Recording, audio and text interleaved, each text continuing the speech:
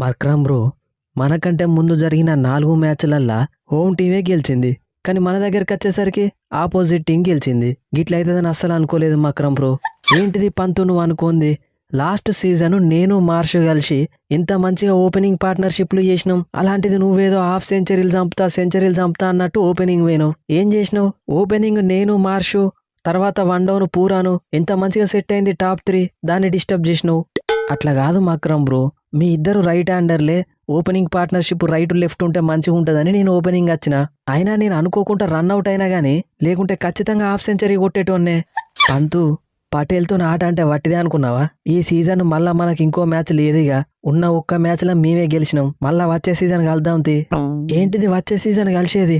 అంటే మీరు ప్లే ఆఫ్స్కి రారా? మేము ఎట్లాగూ ప్లే ఆఫ్స్కి పోతాం, మీరు రారని అంటానా? పటేలు, ఫస్ట్ మ్యాచ్ కాబట్టి దేవునికి ఇచ్చినాం. నెక్స్ట్ మ్యాచ్ నుండి అట్లుండదు. మేము ఎట్లాగూ ప్లే ఆఫ్స్కి పోతాం. ఒకవేళ మీరు ప్లే ఆఫ్స్కి వస్తే అక్కడ మీ మీద రివెంజ్ ప్లాన్ చేస్తా. ఏంటిది పంతు నువ్వు ప్లాన్ చేసేది? 4 ఓవర్లు అప్పుడు 26 రన్ల దగ్గర 4 వికెట్లు పడ్డాయి. అయినా కానీ మ్యాచ్ గెలవలేకపోయిల్లు. మీరు మ్యాచ్ గెలవడానికి, మేము గెలవకపోవడానికి ఏకైక కారణం గా సమీరు స్టబ్స్ పార్ట్నర్షిప్పే. పవర్ ప్లేలోనే 4 వికెట్లు పడ్డా గానీ వాళ్ళు మ్యాచ్ ఫినిష్ చేసిపోయిల్లు. ముఖ్యంగా మీ రిజ్వీ 47 బాళ్లలో 70 రన్స్ నాట్అవుట్. తమ్ముడే గనక ఆడుండకపోతే మీరు ఈ మ్యాచ్ ఓడిపోయేటోళ్ళు. ఆడకపోతే అన్న ఆప్షన్ ఉండదు. ఆడతాడు కాబట్టికే కదా ఇంపాక్ట్ ప్లేయర్గా టీంలోకి తీసుకున్నాం. ఎట్లుంది ఈ సమీర్ రిజ్వీ ఆట? 6లు కొట్టి ఫినిష్ చేసుడు వచ్చు, స్టాండర్డ్గా ఆడి మ్యాచ్ గెలిపించుడు వచ్చు. ఎక్సలెంట్ ఆడినావు రిజ్వీ తమ్ముడు. నువ్వే గనక ఈ రేంజ్లో బ్యాటింగ్ చేసి ఉండకపోతే ఇవాళ మన 2 పాయింట్లు పోయేటియే. ఫస్ట్ మ్యాచ్లోనే player of the match award గెలిచినావు. Very nice. ఓకే బాయ్స్, అయిందేదో అయింది. ఫస్ట్ మ్యాచ్ దేవునికి ఇచ్చినావని లైట్ తీసుకోండి. మన నెక్స్ట్ మ్యాచ్ SRSతో ఉన్నది. ఎట్లయినా గెలవాల్సిందే. నువ్వేం భయపడకు పంతు.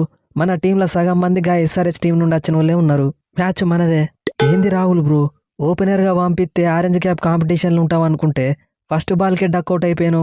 అంటే ఇప్పుడు డక్అవుట్ అయినంత మాత్రాన ఆరెంజ్ క్యాప్ కోసం కాంపిటీషన్లో లేననుకుంటానవా? నెక్స్ట్ మ్యాచ్ నుండి చూడు ఈ రాహుల్ ఆడించే ఆట. నటరాజన్ బ్రో, లాస్ట్ సీజన్ నువ్వు ఆడింది కేవలం 2 మ్యాచ్లే.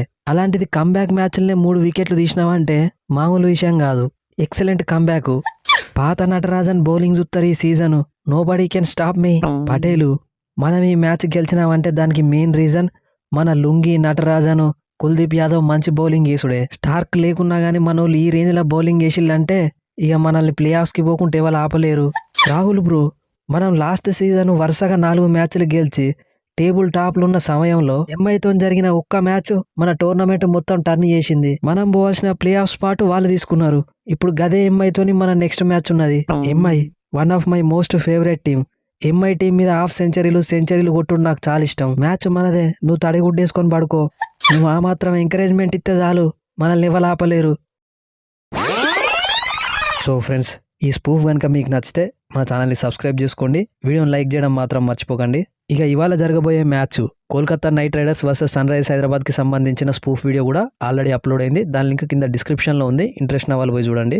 ఇక నిన్న జరిగిన మ్యాచ్లో LSG 140 కొట్టినప్పటికి కూడా పవర్ ప్లేలోనే 4 వికెట్లు తీసి గెలిచే ఛాన్స్ అయితే ఉండే. But Sameer Rizvi and Tristan Stubbs వీళ్ళిద్దరైతే లాస్ట్ వరకు ఉండి మ్యాచ్ గెలిపించారు. వీళ్ళు ఇంకో 20-30 రన్స్ ఉన్నప్పుడు అవుట్ అయినా కానీ Miller and విప్రాజ్నిగా match finish చేసేస్తుండే.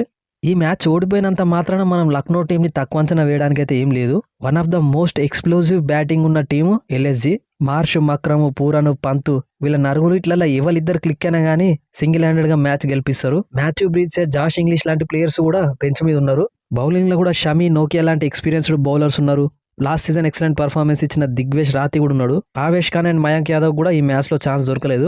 But వీళ్ళ బెంచ్ స్ట్రెంత్ కూడా బాగుంది. సో LSGకి అయితే కంబ్యాక్ ఇచ్చే ఛాన్స్ ఉంది. ఇక DC టీం కూడా మంచి బ్యాలెన్స్డ్ కనిపిస్తుంది. పవర్ ప్లేలోనే 4 వికెట్లు పడ్డాక మ్యాచ్ గెలిచడం అంటే మామూలు విషయం కాదు. 2 టీమ్స్కి కూడా ప్లే ఆఫ్స్కి పోయే స్టామినా అయితే ఉన్నది. మీరేమనుకుంటున్నారో కింద కామెంట్ సెక్షన్లో చెప్పండి. నెక్స్ట్ వీడియోలో మళ్ళీ కలుద్దాం. Thanks for your love and support.